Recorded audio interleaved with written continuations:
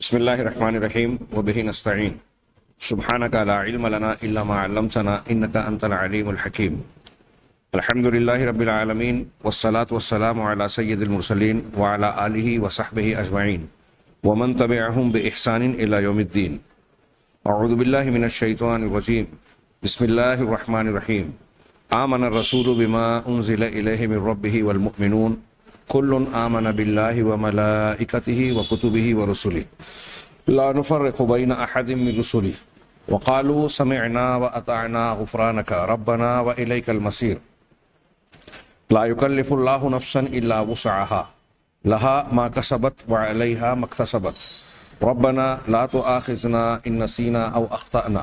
ربنا ولا تحمل علينا إصرا كما حملته على الذين من قبلنا ربنا ولا تحملنا ما لا طاقة لنا به واعف عنا واغفر لنا وارحمنا أنت مولانا فانصرنا على القوم الكافرين. سامعین کرام، ہماری گفتگو اللہ کی کتابوں پر ایمان کے ضمن میں قرآن کریم سے متعلق جاری ہے۔ آج ہم قرآن کریم کے اعجاز یعنی معجزہ ہونے سے متعلق کچھ باتیں جاننے کی کوشش کریں گے۔ قرآن کریم نبی صلی اللہ علیہ وسلم کے معجزات میں سے سب سے عظیم معجزہ ہے۔ آگے بڑھنے سے پہلے ہم یہ جان لیں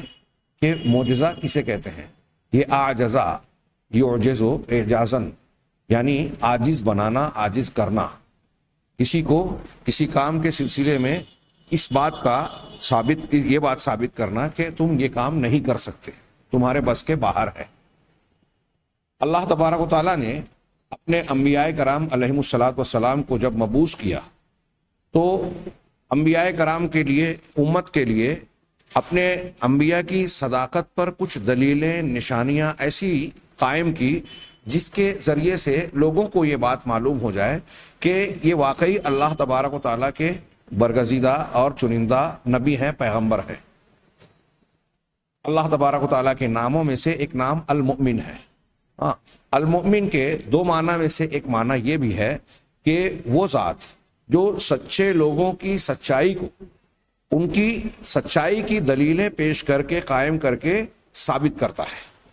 یعنی جو سچ بولنے والے ہیں، سچے ہیں، اللہ تبارک و تعالیٰ ان کے سچے ہونے کی دلیلیں فراہم کرتا ہے۔ اور ایسے لوگوں میں جب خود اللہ تبارک و تعالیٰ نے اپنا نمائندہ، اپنا پیغامبر بنا کر کسی کو مبعوث فرمایا ہے تو یہ عقلی طور سے بھی تقاضا کرتا ہے کہ خود اللہ تبارک و تعالیٰ اس کے سچے ہونے کی دلیل فراہم کرے۔ اہل علم نے اس کی مثال ایسے دی ہے کہ اگر کوئی بادشاہ یا کوئی صاحب منصب کسی شخص کو اپنا نمائندہ، کارندہ بنا کر بھیجتا ہے کسی کے پاس کہ میرا یہ پیغام یا میری یہ بات وہاں پہنچا دو، تو جس کے پاس پیغام بھیجا جا رہا ہے وہ کیسے مان لے کہ اسے بادشاہ نے یا فلاں صاحب منصب، فلاں وزیر نے بھیجا ہے، یہ اس کا آدمی ہے، اس کے آفس کا نمائندہ ہے، یہ کیسے مان لے گا؟ تو اس کے لیے دنیا میں کچھ طریقے ماضی قدیم سے تاریخ میں رائج ہیں کہ کچھ نشانیاں دی جاتی تھی، مہر بنائے جاتے تھے، آج کل دستخط چلتے ہیں، لیٹر ہیڈ ہوتا ہے، اسٹمپ ہوتے ہیں، اور ایسی کئی چیزیں جس کے ذریعے سے یہ بات ثابت ہوتی ہے کہ واقعی یہ فلاں کا بھیجا ہوا ہے۔ تو جب اللہ تبارک و تعالیٰ نے اپنے پیغمبروں کو مبعوث کیا تو ان کے لیے سچائی کی دلیلیں معجزات کی شکل میں، جیسے جب جس قوم کے عقل و فہم کا جو معیار رہا اور حالات کے جیسے تقاضے رہیں، اس کے اعتبار سے اللہ تبارک و تعالیٰ نے ان پیغمبروں کو نشانیاں دی۔ ایسی نشانی، خاص طور سے وہ نشانیاں جس کے بارے میں قوم اور امت کو، لوگوں کو یہ بات دکھائی دے، بالکل صاف صاف سمجھ میں آئے کہ یہ ایسی چیز ہے جو کوئی انسان نہیں کر سکتا، بلکہ یہ اللہ کے بس میں ہی ہے، اسی کی قدرت اور طاقت کے اندر ہو سکتا ہے، کسی اور کی طاقت میں نہیں ہے۔ جو اس بات کی دلیل اور ثبوت بنتا کہ جو بندہ یہ کہہ رہا ہے کہ میں اللہ کا بھیجا ہوا رسول ہوں، وہ گویا یہ دعویٰ کر رہا ہے کہ چونکہ میں اللہ کا رسول ہوں، اس لیے اللہ تبارک و تعالیٰ نے میرے ذریعے سے یہ خرق عادت، معمول کے اور عادت کے خلاف چیز کو ظاہر فرمایا ہے۔ جیسے قوم کے مطالبے پر حضرت صالح علیہ السلام نے اللہ سے دعا کی اور پہاڑی سے اونٹنی نکلی، گابھن اونٹنی، اسی طریقے سے حضرت عیسیٰ علیہ الصلوۃ والسلام کو کئی معجزات دیے گئے. حضرت موسیٰ علیہ الصلوۃ والسلام کو ید بیضا اور لاٹھی دی گئی. ہاں، جادوگروں نے جب اسے دیکھا تو مقابلہ ہوا جادوگروں سے. انہوں نے اپنی رسیاں لاٹھیاں ڈالی اور وہ حرکت کرتی ہوئی نظر آئیں. حضرت موسیٰ علیہ الصلوۃ والسلام ڈر گئے. اللہ کی کہا کہ ڈرو نہیں، اپنی لاٹھی ڈالو. جب لاٹھی ڈالی تو اس نے اژدہا اور سانپ بن کر سارے لاٹھی رسیوں کو نگل لیا. یہ دیکھ کر جادوگر سجدے میں گر پڑے اور کہنے لگے کہ ہم موسیٰ اور ہارون کے رب پر ایمان لائے، فرعون پر نہیں. موسیٰ اور ہارون جس رب کی طرف دعوت دے رہے ہیں اس رب پر ایمان لے آئے. میں یہ بتانا چاہ رہا ہوں کہ جادوگروں نے یہ بات تسلیم کی کہ یہ جو معجزہ ہمارے سامنے دکھایا گیا عصا کی شکل میں، عصا اژدہا بن کر ان کی لاٹھیوں کو رسیوں کو جو نگل گیا، یہ اللہ تبارک و تعالیٰ کی قوت ہے، اس کی قدرت ہے، اور اس کی طرف سے اس بات کا اعلان ہے کہ جس کو یہ جو معجزہ پیش کرنے والے ہیں وہ میرے نمائندے ہیں، اللہ تبارک و تعالیٰ کے نمائندے ہیں، پیغمبر ہیں. اس کو انہوں نے تسلیم کیا. اگر جادوگر حضرت موسیٰ علیہ الصلوۃ والسلام کا کام اسے سمجھتے تو ان کا مقابلہ کرنے کی کوشش کرتے، یا کم از کم یہ کہتے کہ یہ ہمارے استاد ہیں، جیسا کہ فرعون نے کہنے کی کوشش کی. انہ لکبیرکم الذی علمکم السحر، یقیناً یہ تمہارا بڑا ہے جس نے تم کو جادو سکھایا ہے. قرآن نے فرعون کے جملے کو نقل کیا، جبکہ حضرت موسیٰ علیہ الصلوۃ والسلام کا ان جادوگروں سے ماضی میں کبھی کوئی پالا پڑا ہی نہیں تھا، کوئی تعارف اور پہچان ہونے کا سوال ہی پیدا نہیں ہوتا تھا. خیر، میں یہ بتانا چاہ رہا ہوں کہ معجزہ اس خرق عادت چیز کو کہتے ہیں اصطلاحاً جو اللہ تبارک و تعالیٰ کی جانب سے نبی کے ہاتھوں پر ظاہر ہوتا ہے. ہاں، یہ لفظ معجزہ جو ہے یہ بعد کے لوگوں کی اصطلاح ہے، لوگوں نے اختیار کیا ہے. علامہ ابن تیمیہ اور دوسرے علماء کرام رحمہم اللہ نے بیان کیا کہ قرآن اور حدیث میں لفظ معجزہ اس معنی میں استعمال نہیں ہوا جو ہم بیان کر رہے ہیں. اس معنی کے لیے قرآن و حدیث میں آیت کا لفظ استعمال ہوا ہے، بینہ جس کی جمع بینات ہے، بینات کا لفظ استعمال ہوا ہے، سلطان اور برہان کے لفظ کا استعمال ہوتا ہے. ہاں، زیادہ تر آیات اور بینات کا لفظ استعمال ہوتا ہے. وَلَقَدْ أَرْسَلْنَا رُسُلَنَا بِالْبَيِّنَاتِ، ہاں، ہم نے اپنے رسولوں کو البینات کے ساتھ، روشن دلیلوں کے ساتھ، واضح دلیلوں کے ساتھ، یا یوں سمجھ لیجئے کہ اس میں معجزات بھی شامل ہے کہ معجزات کے ساتھ بھیجا. تو گویا یہ خرق عادت چیز انبیاء کرام علیہم الصلوۃ والسلام کے پاس اللہ کی طرف سے مہر اور تصدیق ہوتی تھی، مہر تصدیق ہوتی تھی لوگوں کے لیے، مخاطب امت کے لوگوں کے لیے، کہ یہ اللہ کے سچے رسول ہیں. کچھ لوگوں نے یہاں اس بات کی بھی وضاحت کر دوں کہ یہ معجزہ جو انبیاء کرام علیہم الصلوۃ والسلام کے ہاتھوں پر ظاہر ہوتے رہے معجزات، یہ خود انبیاء کرام علیہ الصلوۃ والسلام کی قدرت میں نہیں ہوتے تھے. ان کے منشا اور مشیت کے مطابق وہ جب چاہیں کسی بھی معجزے کا مظاہرہ کر دیں، ایسا ان کی بس کی بات یا ان کی قدرت میں نہیں تھا. انبیاء کرام علیہ الصلوۃ والسلام بھی انسان تھے. قرآن میں ایسی جا بجا آپ کو آیتیں مل جائیں گی جس میں مختلف انبیاء سے اور خود نبی کریم صلی اللہ علیہ وسلم سے مخاطبین نے مطالبہ کیا کہ اگر تم سچے نبی ہو تو ایسا ایسا کیوں نہیں کر دیتے، یہ پہاڑ سونے کے کیوں نہیں بن جاتے، آسمان سے فرشتوں کو کیوں نہیں بلا لیتے، ہمارے ارد گرد اگل بگل جو ہے باغات کیوں نہیں بنا دیتے. اس قسم کے مطالبات خرق عادت کے کرتے رہے.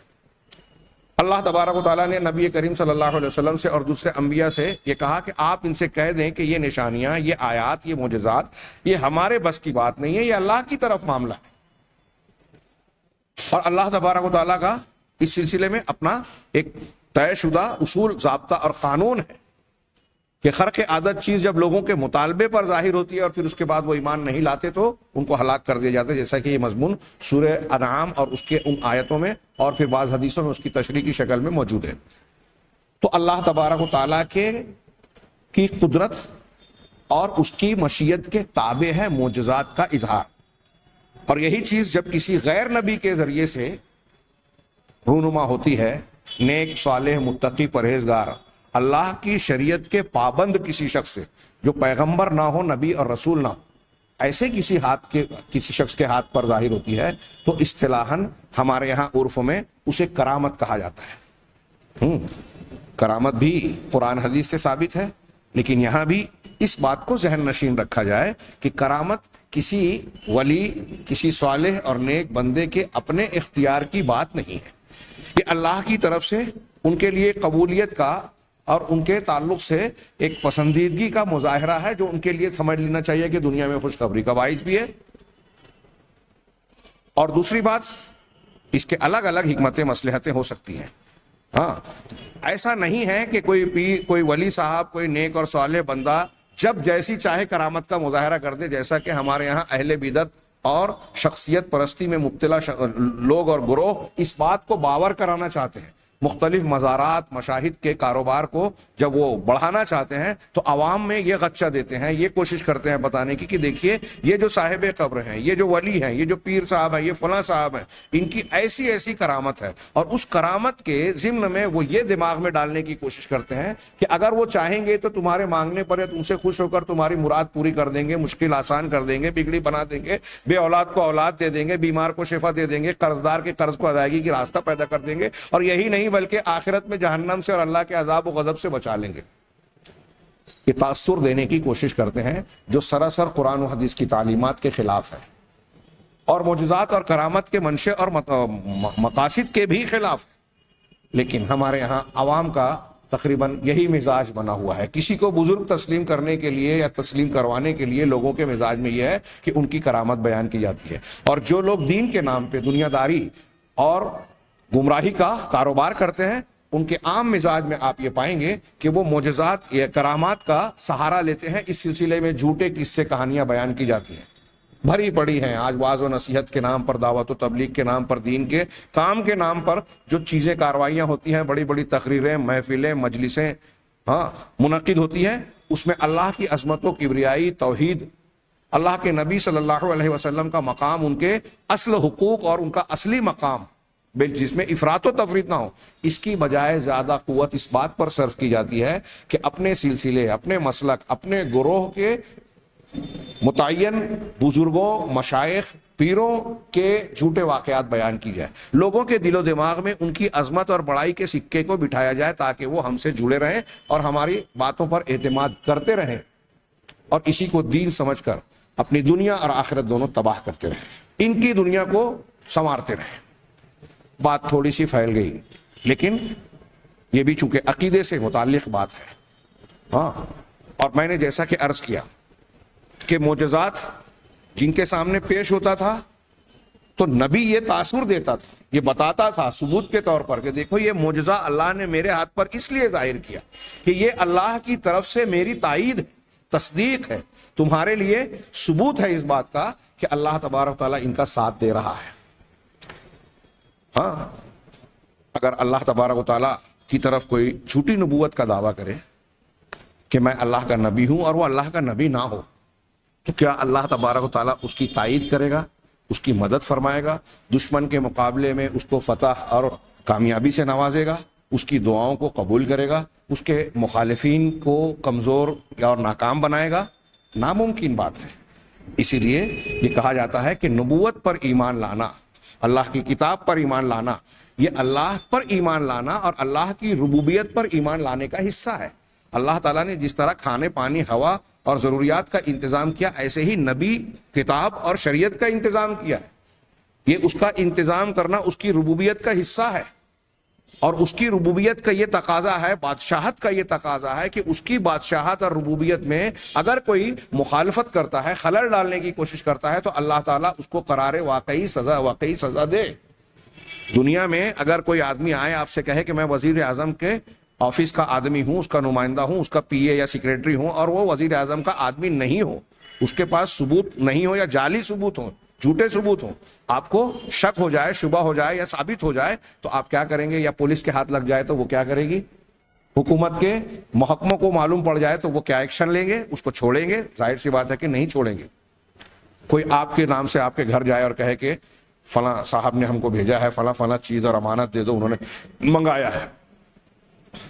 اور آپ کو پتہ چل جائے کہ میرا نام لے کر کوئی جال ساز، دھوکے باز ایسی ایسی حرکت کر رہا ہے، تب آپ کیا کاروائی کریں گے؟ کیا اسے چھوڑ دیں گے؟ ظاہر سی بات ہے اس کے خلاف کاروائی کریں گے، ایکشن لیں گے اگر پتہ چلے اور بس چلے۔ تو آپ سوچئے کہ اگر ایک شخص یہ کہہ رہا ہے کہ میں اللہ کا بھیجا ہوا پیغمبر ہوں، نبی ہوں، تو کیا اللہ تبارک و تعالیٰ اسے بخش دے گا، یوں ہی چھوڑ دے گا کہ وہ لوگوں کو گمراہ کرتا رہے، کچھ چیزوں کو حلال کچھ چیزوں کو حرام قرار دے کہ یہ حلال ہے یہ حرام ہے، لوگ یہ سمجھیں کہ یہ اللہ تعالیٰ کی طرف سے بتا رہا ہے جبکہ وہ اللہ تعالیٰ کی طرف سے نہ ہو؟ یہاں تو قرآن میں آپ نے اس سے پہلے پڑھا، اللہ تبارک و تعالیٰ نے اتنا صاف صاف سورۃ الحاقہ میں فرمایا وَلَوْ تَقَوَّلَ عَلَيْنَا بَعْضَ الْأَقَاوِيلِ لَأَخَذْنَا مِنْهُ بِالْيَمِينِ۔ اگر یہ سچے رسول جناب محمد رسول اللہ صلی اللہ علیہ وسلم کے بارے میں کہا، جو نہ صرف سچے رسول بلکہ رسولوں میں بھی سب سے اعلیٰ درجے کے ہیں، سب سے اعلیٰ مقام حاصل ہے آپ کو،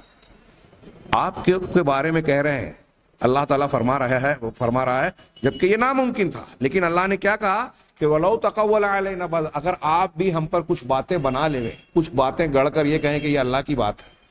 لَأَخَذْنَا مِنْهُ بِالْيَمِينِ، تو ہم دائیں جانب سے یا دائیں ہاتھ سے، دونوں معنی لوگوں نے کیا ہے، ان کو پکڑ لیں گے،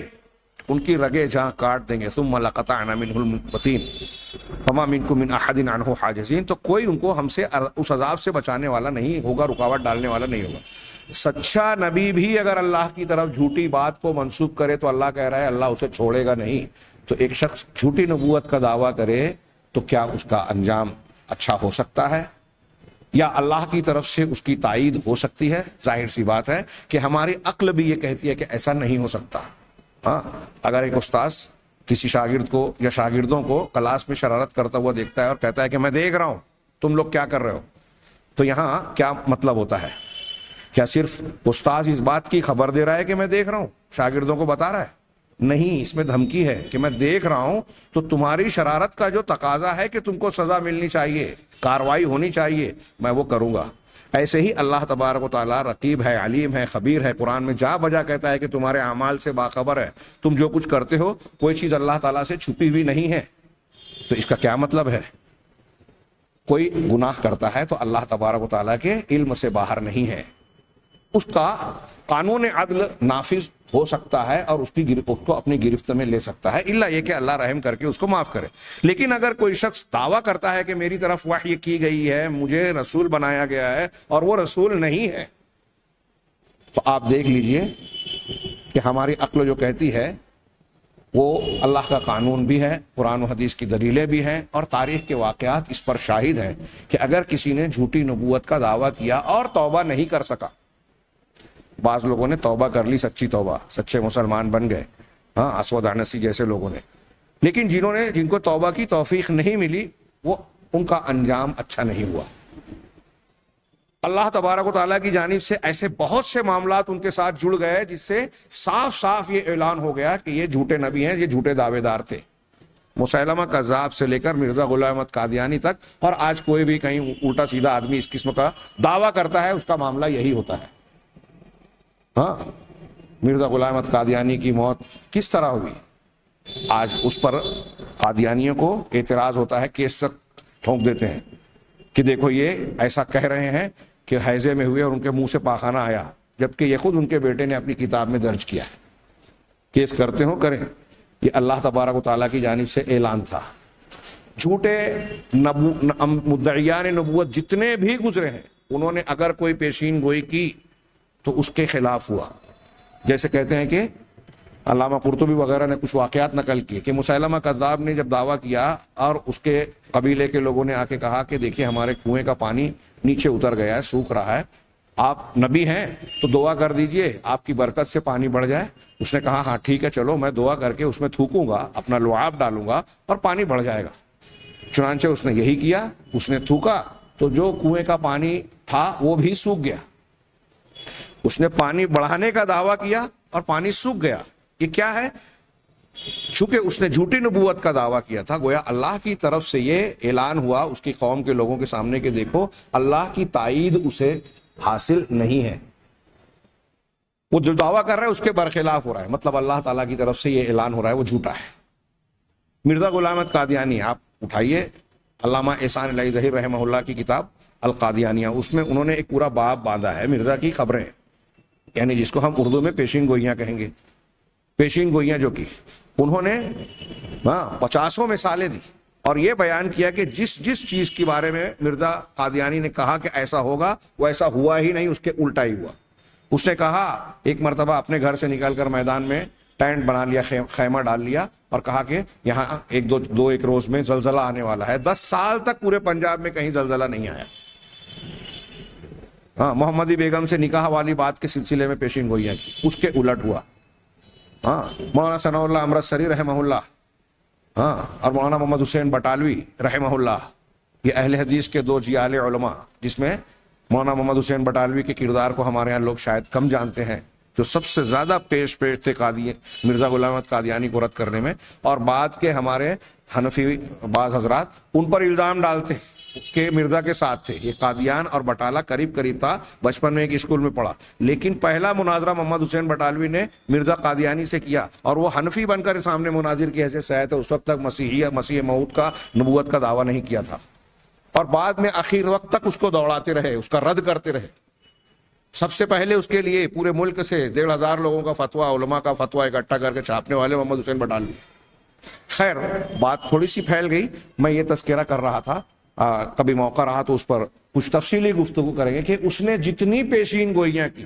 سب اس کے الٹ ہوئی جو اس نے کہا تھا۔ جیسے تو یہ جھوٹے نبیوں کے تعلق سے اللہ کی طرف سے یہ اعلان تھا، اس کے المومن ہونے کا تقاضا بھی ہے، اس کے رب ہونے کا تقاضا ہے، اس کے القیوم ہونے کا تقاضا یہ ہے کہ کائنات کے نظام کا پر پوری گرفت اور نگرانی رہے، اور سچوں کو سچا اور جھوٹوں کو جھوٹا ظاہر کر دے۔ لہٰذا آپ دیکھیے دنیا میں جو جھوٹا ہے اس کا جھوٹ ظاہر ہوتا ہی ہے، چاہے دیر سے سویر، ہمیں دیر لگتی ہے۔ ہمارے یہاں لوگ کہتے ہیں کہ اللہ کے یہاں دیر ہے اندھیر نہیں، لیکن میں کہتا ہوں دیر بھی نہیں ہے، ہمارے اعتبار سے وہ دیر لگتی ہے۔ اللہ تبارک و تعالیٰ کے علم کے مطابق، اس کے آزمائشی پیریڈ کے مطابق جب جو چیز مناسب ہوتی ہے تب اللہ تعالیٰ اسے انجام دیتا ہے، اس کا حکم دیتا ہے، اس کا فیصلہ فرماتا ہے۔ تو جس طرح سے اللہ تعالیٰ نے جھوٹے مدعیان کے جھوٹ کو ظاہر کیا، ان کی تائید نہیں کی، اس کے برخلاف جو سچی نبوت کا دعویٰ کرتے ہیں ان کے ہر دعوے کی اللہ تعالیٰ تصدیق کرتا ہے، ان کی دعاؤں کو قبولیت بخشتا ہے، الا یہ کہ کہیں استثنائی کوئی شکل بن جائے کسی دوسری حکمت کی وجہ سے اللہ کے فیصلے میں۔ ہاں، اور ان کے تعلق سے ایسے باتیں ظاہر کرتا ہے جس سے یہ لوگوں کو صاف صاف معلوم ہو جائے، کوئی شک شبے کی گنجائش رہ ہی نہ جائے کہ یہ اللہ کے پیغمبر اور نبی ہیں یا نہیں ہیں، اس کی کوئی گنجائش نہ رہ جائے اس شک شبے کی۔ چنانچہ اللہ کے نبی صلی اللہ علیہ وسلم پہ ہم جب نبوت پر ابھی پڑھیں گے تو نبی کریم صلی اللہ علیہ وسلم کے معجزات یا ان کے دلائل پر گفتگو کریں گے۔ آپ کے لیے جو سچائی کی نشانیاں دی گئیں وہ دیگر انبیاء کے مقابلے میں، جہاں آپ کو کچھ خرق عادت چیزیں دی گئی، جیسے آپ کی انگلیوں سے پانی کا جانا، آپ سے درخت کا بات چیت کرنا، چاند کے 2 ٹکڑے ہو جانا، اس طرح کے معجزات چونکہ وقوع پذیر ہوتے ہیں، جو موجود ہے اس نے دیکھا، اس کے بعد گزر گیا تو بعد کے لوگوں نے نہیں دیکھا، نہیں جانا۔ چونکہ دیگر انبیاء کرام علیہ السلام کا پیریڈ اور ان کی دنیا کا، ان کی نبوت کا وقت جو ہے محدود تھا، وہ گزر گیا، اور نبی کریم صلی اللہ علیہ وسلم کی نبوت اور رسالت اور آپ کی شریعت قیامت تک کے انسانوں کے لیے، دنیا کے تمام طبقوں کے لیے حجت ہے۔ لہذا اللہ تبارک و تعالیٰ نے اس بنیاد پر نبی کریم صلی اللہ علیہ وسلم کی سچائی کی نشانیوں کو، قرآن کی صداقت کو محفوظ رکھنے کے ساتھ ساتھ اس کے معجزہ اور دلیل ہونے کے پہلوؤں کو اتنا زیادہ اور اتنا پہلودار یا نو بناؤ قسم کا رکھا ہے کہ دنیا کے ہر علاقے کے، ہر ذہنی سطح کے لوگوں کو اور ہر زمانے کے لوگوں کو اچھی طرح سے آسانی سے سمجھ میں آ جائے۔ ان میں سر فہرست جو معجزہ جناب محمد رسول اللہ صلی اللہ علیہ وسلم کو دیا، پچھلے درس میں ہم نے کہا تھا کہ یہ اللہ تعالیٰ اللہ کے رسول کا معجزہ خالدہ ہے، دائمی معجزہ، قیامت تک کے لیے یہ معجزہ ہے۔ کیوں؟ اس لیے کہ قیامت تک کے لیے اب آپ کی نبوت ہے، تو کوئی نبی آ کر اپنے مخاطبین کو، کسی علاقے کے لوگوں کو خرق عادت چیز کا مظاہرہ کر کے تو نہیں دکھا سکتا، لیکن قرآن کی شکل میں ایسا کلام، اللہ کا کلام لوگوں کے سامنے موجود ہے جو چیلنج بن کر رہتی دنیا تک لوگوں کے سامنے اللہ کی توحید، قرآن کی حقانیت اور جناب محمد رسول اللہ صلی اللہ علیہ وسلم کی نبوت و رسالت اور آپ کی شریعت کی حقانیت کا اعلان کرتی رہے گی، چیخ چیخ کر، واضح انداز میں۔ چنانچہ جیسا کہ عرض کیا گیا کہ نبی کریم صلی اللہ علیہ وسلم کی نبوت قیامت تک کے لیے ہے، اس لیے اللہ تعالیٰ نے یہ قرآن کا معجزہ قیامت تک کے لیے دیا، جو قرآن ہدایت کے اصول، ضابطے اور کتاب بھی ہے، اور ساتھ ساتھ اپنے آپ میں خود حقانیت کی بے شمار دلیلیں اپنے اندر سمیٹے ہوئے ہیں،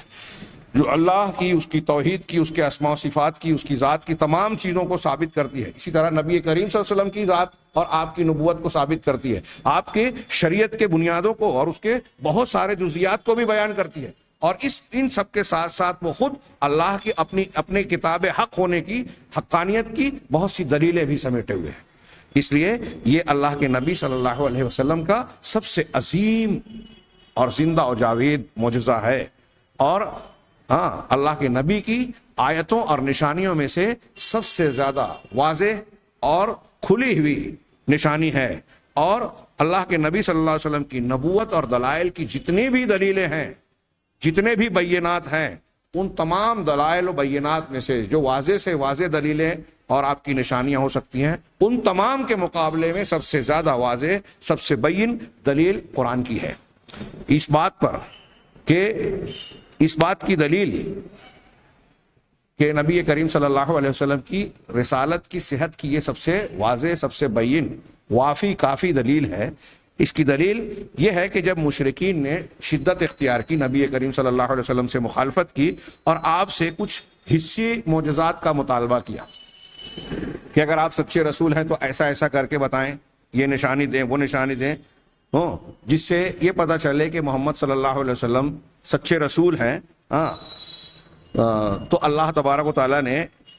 ان مشرکین کے اس مطالبے کو کئی مقامات پر اس کا ذکر ہے رد کرتے ہوئے ان کا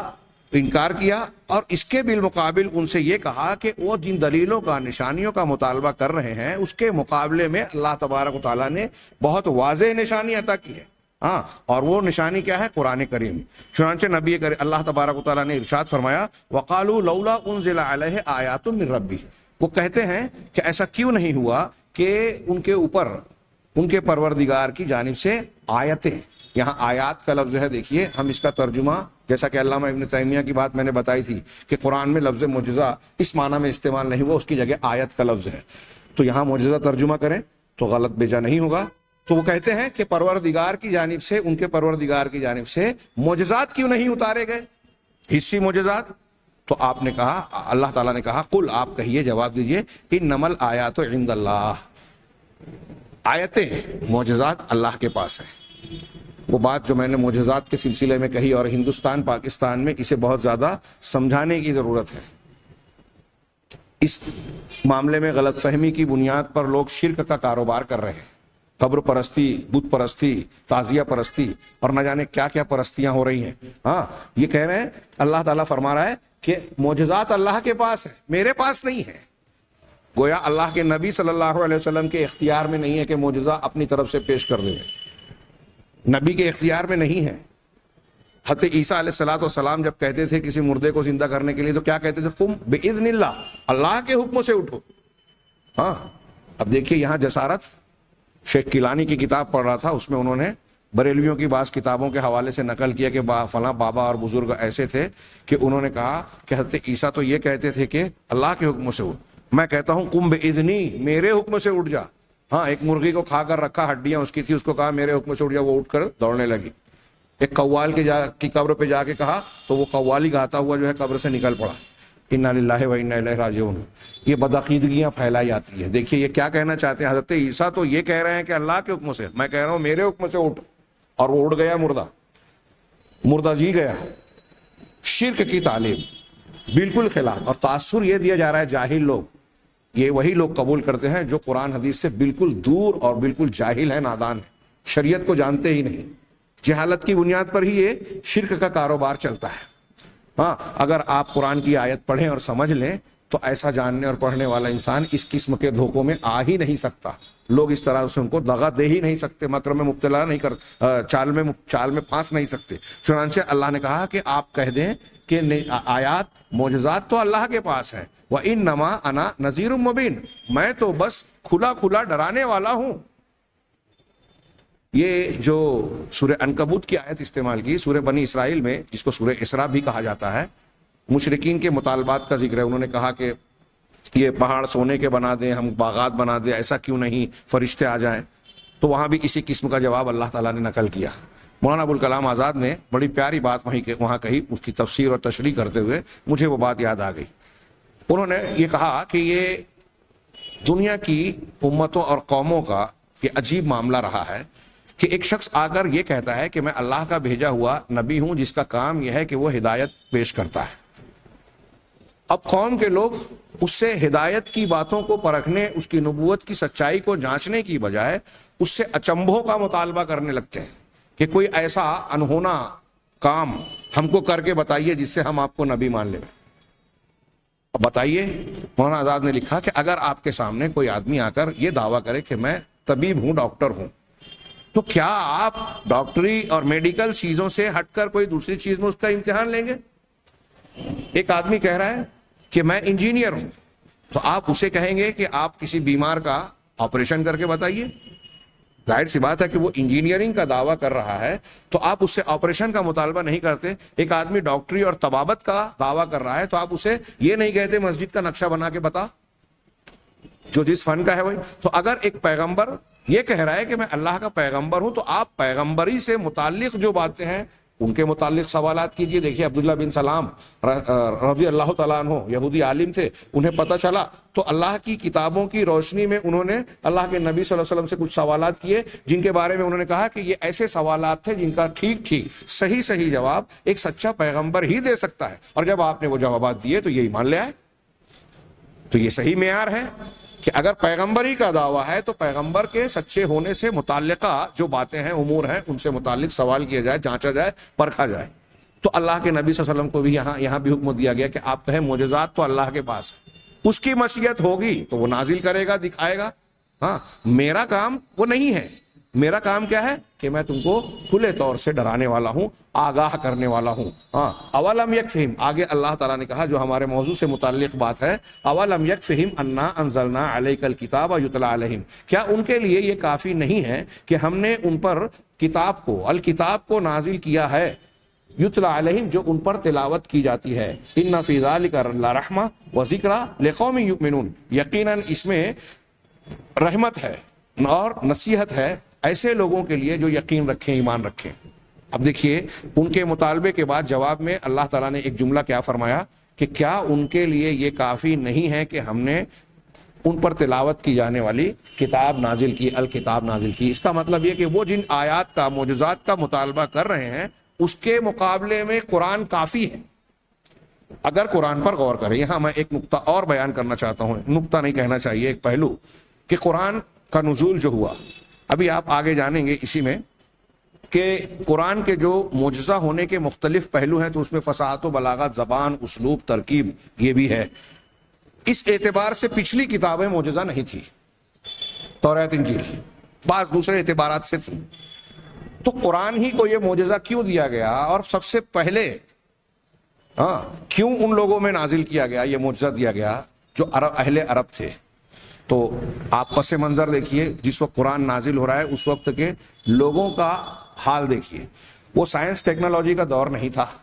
فلسفہ اور منطق کی جانکاری انہیں نہیں تھی، لیکن زبان دانی میں وہ بڑے طاق اور بڑے ماہر تھے،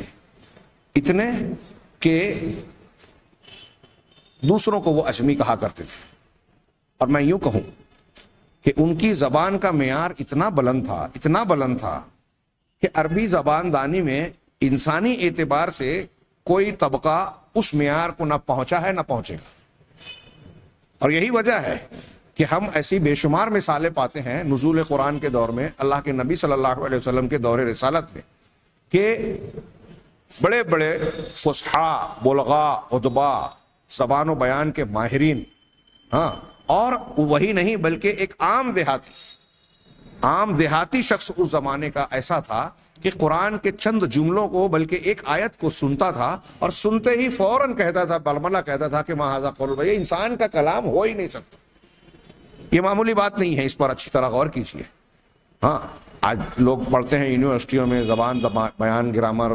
نحو، صرف و بلاغت اور فلاں، جب کہیں جا کر ان کو قرآن کی بہت ساری کچھ حلاوت اور کچھ باریکیاں اس طرح کی محسوس ہوتی ہیں غور و فکر کرنے کے بعد۔ یہ کیا بات تھی کہ عرب کا دیہات میں رہنے والا ایک شخص قرآن کا ایک ٹکڑا پڑھ رہا ہے، سجدے میں گر پڑا، پوچھا کیوں سجدہ کیا؟ کہا سجدت لفصاحتہ، اس کی فصاحت کے لیے میں نے سجدہ کیا۔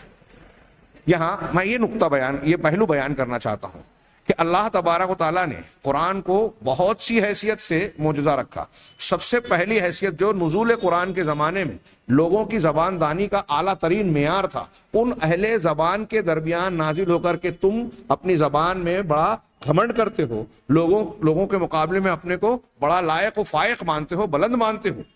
تو وہی الفاظ، وہی ترکیبیں، وہی زبان جو تم استعمال کرتے ہو، اس زبان میں یہ کلام تمہارے سامنے پیش کیا جا رہا ہے۔ ہاں، اب یہ محمد صلی اللہ علیہ وسلم کو دوسری طرف دیکھیے کہ تم نے دیکھا ہے یہ تمہارے درمیان پیدا ہوئے، پیدا ہونے سے پہلے والد کا انتقال ہو چکا تھا، پیدا ہونے کے بعد والدہ کا، کس طرح پہلے پلے بڑھے تم اچھی طرح جانتے ہو، کسی اسکول کالج میں نہیں گئے، کسی صاحب علم کے سامنے زانوِ تلمس تہ نہیں کیا، شاگردی اختیار نہیں کی، کچھ سیکھا نہیں، پڑھنا جانتے نہیں۔ ایک شخص جو پڑھنا نہیں جانتا، اور پھر اتنا ہی نہیں کہ سال 2 سال 4 سال پھر تمہارے درمیان سے کہیں باہر جا کے کچھ سیکھ ساکھ کے آ گئے ہوں، 40 سال تمہارے درمیان رہے، 40 سال رہنے کے اس پیریڈ میں وہ تم سے گفتگو کرتے رہے، تمہاری باتوں کو سنتے رہے، ان کا اخلاق، کردار، زبان، اسلوب سب کچھ تمہارے سامنے ہے، کوئی چیز چھپی بھی نہیں ہے۔ کیا ایک ایسے انسان کے لیے یہ ممکن ہے کہ 40 سال تک وہ ایک زبان، ایک اسلوب میں گفتگو کرتا رہا، اچانک 40 سال کے بعد ایک ایسا کلام پیش کرنے لگے جس کو ایک ماہر فصیح و بلیغ ادیب بھی اور ایک عام دیہاتی بھی سننے کے بعد فوراً قبول کرتا ہے کہ یہ انسانی بس کی بات نہیں ہے کہ ایسی ترکیب، ایسی زبان، ایسا اسلوب اختیار کرے، ایسی علمیت کے ساتھ کوئی بات بیان کرے؟ کیا یہ ممکن ہے ایک ایسی شخصیت کے لیے جو تمہارے درمیان 40 سال رہا، امی ہے، پڑھا لکھا نہیں ہے، اچانک وہ زبان ایسی پیش کر؟ اور اتنا ہی نہیں، وہ اپنی اس کی جو زبان تھی، اس کی زبان سے، اس کے اسلوب سے یہ ہٹ کر کلام پیش کر رہے ہیں۔ اب اگر تمہارا یہ دعویٰ ہے ہاں تو پھر اس کے جیسا کلام لا کر بتاؤ۔ تو میں عرض یہ کرنا چاہتا تھا، جو پہلو کے میں یہاں پیش کرنا چاہتا ہوں کہ کیا ان کے لیے کافی نہیں ہے؟ قرآن کے نازل ہونے کے لیے نبی کریم صلی اللہ علیہ وسلم کا عہد مبارک بہت ہی معقول زمانہ تھا، جہاں لوگوں کی عربی اس معیار کو پہنچ چکی تھی کہ قرآن کا چھوٹا سا حصہ سن کر، پڑھ کر یہ مان لیتے تھے کہ یہ انسان کا کلام نہیں ہے، اللہ کا کلام ہے۔ اس کی چاشنی، اس کی حلاوت، اس کی فصاحت و بلاغت، اس کو فوراً یہ لوگ پا لیتے تھے، زبان دانی کے ایسے کامل لوگ تھے وہ۔ تو نزول قرآن کے وقت تو گویا لوگوں کی زبان اس قدر بالغ اور اعلیٰ تھی کہ وہ نزول قرآن کے لائق تھے، وہ زمانہ اس لائق تھا کہ وہ قرآن اس میں نازل ہو اور وہ لوگ اس کی چاشنی کو محسوس کر سکیں۔ اب یہ زبان و بیان کے اعتبار سے تھا۔ اب جب تاریخ کا قدم آگے بڑھا تو اب دنیا کے لوگوں نے دوسرے مختلف شعبوں میں، مختلف علوم میں جب جیسے جیسے ترقی حاصل کی، ہاں، فلسفہ منطق میں، علم حیات میں، جغرافیہ میں، طبقات الارض میں، سائنس میں، آج کے زمانے میں سمجھ لیجئے کہ انسانی نفسیات اور دوسرے جتنے بھی وہ علوم کے شعبے اور فیکلٹیز ہو سکتی ہیں، جتنے شعبوں میں لوگ ترقی حاصل کرتے گئے تو یہ لوگ اس لائق ہیں کہ آج ہم زبان دانی کے اعتبار سے عربوں کے معیار کے نہیں ہیں، لیکن سائنس ٹیکنالوجی کے اعتبار سے اگر ہم دیکھیں گے تو اس زمانے کے جو اعلیٰ سے اعلیٰ انسان کی تحقیق اور ترقی ہو سکتی ہے، سوجھ بوجھ کی اعلیٰ ترین کا نتیجہ ہو سکتا ہے، تحقیقات کا اعلیٰ ترین نتیجہ ہو سکتا ہے، اس کو سامنے رکھ کے جب ہم قرآن کو دیکھتے ہیں تو تب بھی ہم یہی کہنے پر مجبور ہیں کہ یہ کوئی انسان کا کلام نہیں ہو سکتا کہ 1400 سال پہلے وہ بات بیان کرے جو آج کے بہت بڑی تحقیقات کے بعد ہم کو معلوم پڑ رہی ہیں، وہ بھی جزوی طور پر، اور قرآن نے کلی اور اصولی طور پر بیان کر دیا۔ تو اللہ تبارک و تعالیٰ نے اس قرآن کو کافی بتایا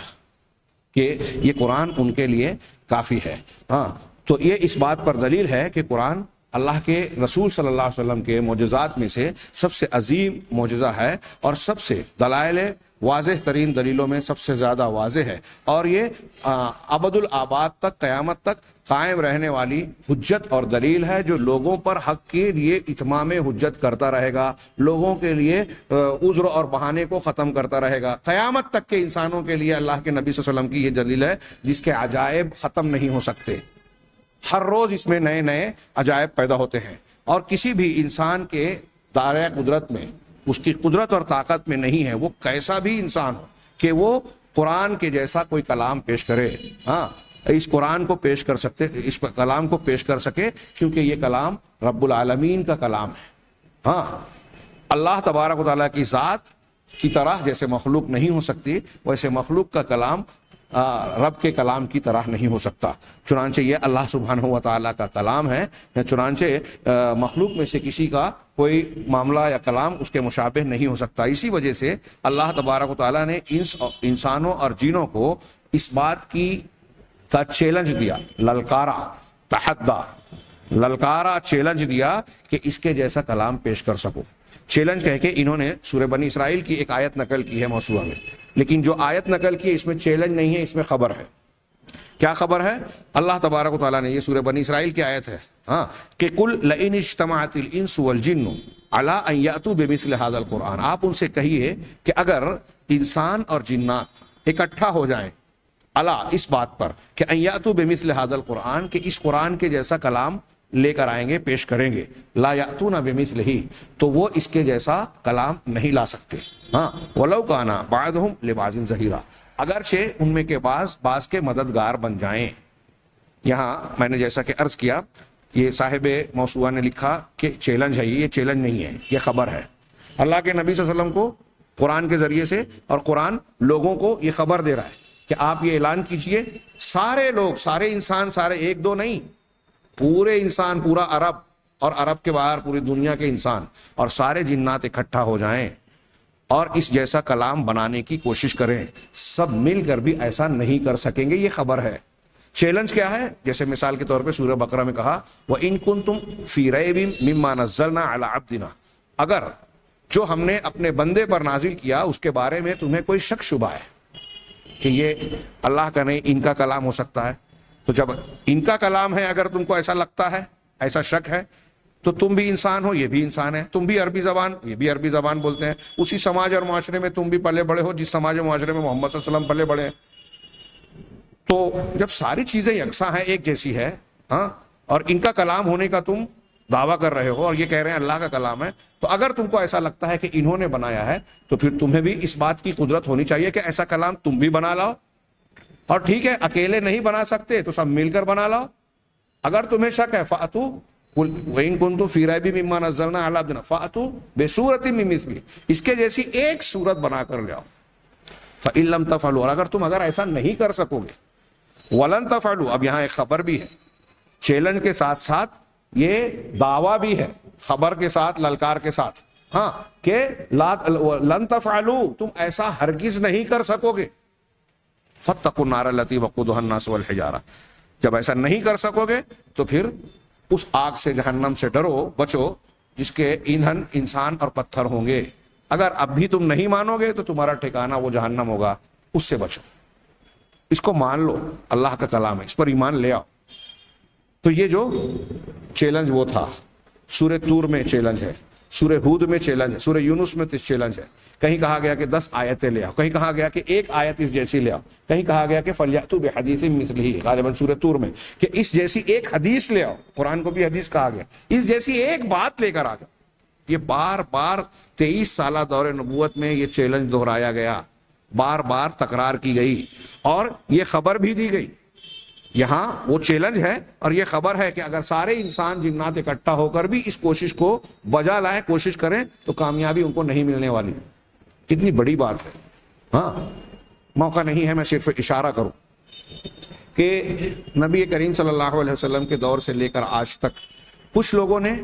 کوششیں کی، دعویٰ کیا کہ ہم ایسا کلام بنا سکتے ہیں۔ آپ بعض امریکہ اور یورپ کے اہل علم کو دیکھیں گے، کوئی ڈاکٹر، کوئی پروفیسر، اس نے جب ترجمہ پڑھا اور ترجمہ پڑھ کے کہا کہ میں کر سکتا ہوں، جیسے کہ شاہ فیصل سے لندن کے ایک سرجن نے کہا تھا، ہاں، لندن کے دورے کے درمیان ان کو علاج کے لیے اسی ڈاکٹر کے پاس مقرر کیا گیا تھا حکومت کی طرف سے، تو انہوں نے تفتیش کے بعد، طبی معائنے کے درمیان کہا کہ میں کچھ سوال کرنا چاہتا ہوں، اگر آپ اجازت دیں قرآن سے متعلق۔ شاہ فیصل نے کہا ضرور کیجیے، کہا میں نے بہت سے مسلمانوں سے سوال کیا ہے، مجھے اطمینان بخش جواب نہیں ملا۔ ہاں، اب آپ ایک مسلمان حکومت کے سربراہ ہیں، اور ایسا کہ جو ان کا مرکز ہے مکہ مدینہ، وہاں کی حکومت کی، اگر آپ سے بھی جواب نہیں ملا، وہ اس کا اپنا خیال تھا کہ اگر ان سے بھی جواب نہیں ملا تو اس کا مطلب یہ کہ قرآن کا یہ دعویٰ پھس پھسا ہے۔ چنانچہ انہوں نے کہا کہ قرآن یہ دعویٰ کرتا ہے کہ اس جیسا کلام کوئی پیش نہیں کر سکتا۔ کہا ہاں؟ تو کہا مجھے تو ایسا نہیں لگتا، میں نے قرآن پڑھا ہے اور مجھے لگتا ہے کہ میں ایسا کلام بنا سکتا ہوں۔ تو شاہ فیصل مسکراتے ہوئے اٹھ کر بیٹھے اور پہلا سوال اس سے کیا، اس ڈاکٹر سے، کہ کیا تم کو عربی زبان آتی ہے؟ تو ڈاکٹر نے کہا کہ شاہ فیصل کا یہ سوال مجھے تیر کی طرح لگا، میں چونکا اور میں نے کہا کہ نہیں، عربی نہیں آتی۔ تو شاہ فیصل نے کہا کہ پھر تم نے قرآن کو اسی زبان میں جو اللہ نے اتارا ہے، جس زبان میں چیلنج کیا ہے، پڑھا ہی کہاں ہے؟ اس کی بلاغت، فصاحت، باریکیاں اور اس کے اعجاز کو تم سمجھ ہی کیسے سکتے ہو؟ تم نے جو پڑھا ہے وہ تو انسانوں کا ترجمہ ہے نا۔ تو ترجمے میں قرآن کی بعض معجزاتی حیثیتیں آ سکتی ہیں، اس کے معنی اور مطلب کی گہرائی میں جب آپ جائیں سمجھیں گے تب، لیکن ترجمے کے الفاظ اور عبارت کو پڑھنے کے بعد آپ یہ نہیں کہہ سکتے کہ یہ اللہ کا کلام ہو بہو ہے، کیونکہ وہ ترجمہ تو انسان کی عبارت ہوتی ہے نا، وہ قرآن سے جو سمجھ رہا ہے اس کو اپنے الفاظ میں ڈھال رہا ہے۔ تو کہا اس ڈاکٹر نے کہ ان کی یہ بات مجھے لگی اور کہا کہ بات تو صحیح ہے۔ چنانچہ کیمبرج یونیورسٹی یا آکسفورڈ یونیورسٹی کے شعبہ عربی کے ہیڈ آف دی ڈپارٹمنٹ سے انہوں نے طے کیا، روزانہ ان سے عربی سیکھنے کے لیے جانے لگے۔ سال بھر انہوں نے بمشکل عربی سیکھی تھی اور اس درمیان قرآن کا مطالعہ بھی جاری رکھا اور اسلام قبول کرنے پر مجبور ہے گئے۔ مان لیا کہ قرآن اللہ کی کتاب ہے، یہ تسلیم کر لیا کہ قرآن اللہ کی کتاب ہے۔ چنانچہ جیسا کہ میں یہاں کہہ رہا ہوں، چیلنج والی بات ابھی آگے آئے گی کہ اگر سارے انسان اور جن مل کر بھی یہ کوشش کریں کہ قرآن کے جیسا کلام لائیں تو نہیں لا سکتے۔ ہاں، چنانچہ فعجزوا عن ذلک، ان کی عبارت کو پورا کریں کہ اس چیلنج کے باوجود، اس خبر کے باوجود، وہ اس چیز کو، اس کا جواب دینے سے، اس چیلنج کا کو قبول کر کے اس کا جواب دینے سے عاجز رہے، ہاں، اس سے قاصر رہے۔ ہاں، حالانکہ اللہ کے رسول صلی اللہ علیہ وسلم کے جتنے دشمنان تھے، مشرکین و کفار، ان کے اندر، ان کے حالات میں اس کا داعیہ موجود تھا، داعیہ نہیں بلکہ دواعی، اسباب، عوامل موجود تھے کہ وہ اللہ کے نبی صلی اللہ علیہ وسلم کا مقابلہ کریں اور آپ کے چیلنج کا جواب دیں۔ ہاں، چیلنج اگر کبھی کسی سے کیا جاتا ہے، ہاں، تو کفار مکہ اللہ کے نبی صلی اللہ علیہ وسلم کو رد کرنا چاہ رہے تھے، آپ کی نبوت کا انکار کرنا چاہ رہے تھے۔ تو جس چیز کا آدمی رد کر رہا ہے، اس کے اس بات میں کوئی چیلنج کیا کریں تو رد کرنے والا اس کے چیلنج کو قبول کرتا ہے تاکہ اس کی بات کو رد کیا جا سکے، یہ اس کا مقصد ہے۔ پھر دوسرا یہ کہ جس دین کو یہ مان رہے ہیں، قرآن اور اللہ کے نبی صلی اللہ علیہ وسلم اس دین کو کی تردید کر رہے ہیں اور وہ اس پر اڑے رہنا چاہ رہے ہیں کہ ہمارے باپ دادا کا دین سچا ہے، صحیح ہے، ہم جن بتوں کی پوجا پرستش کر رہے ہیں وہ صحیح ہے۔ اب اس کو جب غلط کہا جا رہا ہے تو ظاہر سی بات ہے کہ ایک انسان اگر کہے گا کہ اگر تم سچے ہو تو اس کی کوئی دلیل پیش کرو، تب بھی ان کو ضرورت ہے کہ جواب دیں۔ پھر حالات ایسے نہیں تھے کہ نبی کریم صلی اللہ علیہ وسلم طاقتور ہیں اور یہ جواب رکھتے ہوئے بھی جواب وہ دے نہیں سکتے، جیسے ہمارے یہاں ایک ادارے میں، حکومت کا ایک آرڈر ہوتا ہے، لوگوں کو اعتراض ہے کہ یہ صحیح نہیں ہے، لیکن بولنے سے ڈرتے ہیں کہ بولیں گے تو کیس ٹھوک دیا جائے گا، پھنسا دیا جائے گا، ہم کو نوکری سے نکال دیا جائے گا۔ تو ایسا کوئی ڈر بھی نہیں تھا کفار مکہ کو کہ محمد صلی اللہ علیہ وسلم کا جواب دیں گے یا چیلنج کا جواب دیں گے تو ہمارے لیے کوئی مصیبت آن کھڑی ہوگی ان کی طرف سے جوابی طور پر۔ ہاں، اور ایسا بھی نہیں تھا کہ جو بات چیلنج کے طور پر کی جا رہی ہے وہ ان کے اپنے دعوے کے مطابق ان کی قدرت سے باہر ہو۔ وہ کہہ رہے تھے کہ یہ اللہ کا کلام نہیں ہے، تو چیلنج یہی تھا کہ اگر اللہ کا کلام نہیں ہے، محمد صلی اللہ علیہ وسلم کا ہے، تو محمد بھی تمہاری طرح انسان ہے، تمہارے درمیان پلے بڑھے ہیں، اگر وہ ایسا کلام پیش کر سکتے ہیں تو تم بھی پیش کرو۔ تم کو تو یہ دعویٰ ہے کہ تم زباندان ہو، فصاحت و بلاغت کے استاذ ہو، تو فصاحت اور بلاغت کے اعلیٰ معیار پر اپنے آپ کے ہونے کا جب دعویٰ ہے تمہیں، ہاں، اور تم وہی زبان بولتے ہو، اسی زبان میں قرآن نازل ہوا ہے، تو یہ زبان دانی، یہ وقت کا تقاضا، مخالف کا رد کرنے کا تقاضا، اس کی طرف سے چیلنج، ہر طرح کے تقاضے موجود تھے کہ کفار مکہ اس چیلنج کا جواب دے۔ اب کفار مکہ نے کیا کیا؟ نبی کریم صلی اللہ علیہ وسلم پر الزام تراشیاں کی، آپ کو ستایا، ذہنی، جسمانی، نفسیاتی ہر قسم کی اذیت دی، آپ کے ارد گرد کے لوگوں کو ستایا، قرآن کو اساطیر الاولین کہا، قرآن کے بارے میں، اللہ کے نبی صلی اللہ علیہ وسلم کے بارے میں بہت ساری الٹی سیدھی باتیں کی، آپ کو قتل کرنے کی بعد میں کوشش کی، آپ کا بائیکاٹ کیا، یہاں تک کہ آگے چلنے کے بعد جنگ کی بھی کوشش کی، جنگ بھی کی، سب کیا، اس چیلنج کا جواب نہیں دیا. چنانچہ یہ کہہ رہے ہیں کہ تمام تقاضے موجود تھے،